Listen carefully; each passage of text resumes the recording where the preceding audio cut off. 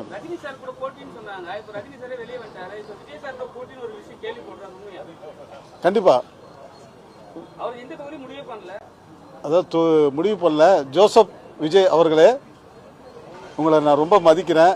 என்னுடைய கூட பிறந்த தம்பி மாதிரி தான் உங்கள்கிட்ட நான் ஒரு 9 குரு ஆடியோ லாஞ்சில் உங்களை நான் சந்தித்தேன். நம்ம 2 பேரும் ஒரு அரை மணி நேரம் தனியாக உட்காந்து பேசணும். அப்போ நீங்கள் சொன்னீங்க எனக்கு உலகம் பூரா ஃபேனு, ஆனால் எங்கள் வீட்டில் என் பையன் உங்கள் ஃபேனுன்னு சொல்லி ரொம்ப சந்தோஷப்பட்டீங்க. நானும் ஹாப்பியாக இருந்தேன். ரொம்ப அமைதியாக இருந்தவர் இன்றைக்கி பார்த்தா மேடையில் பயங்கரமான டைலாக்கு, பயங்கரமான வசனம் இதெல்லாம் பேசுகிறாரு. களத்துக்கு வாங்க, களத்துக்கு வந்தால் தான் எதுவுமே வெற்றி தோல்வியை நிர்ணயிக்க முடியும். எடுத்தோன்னே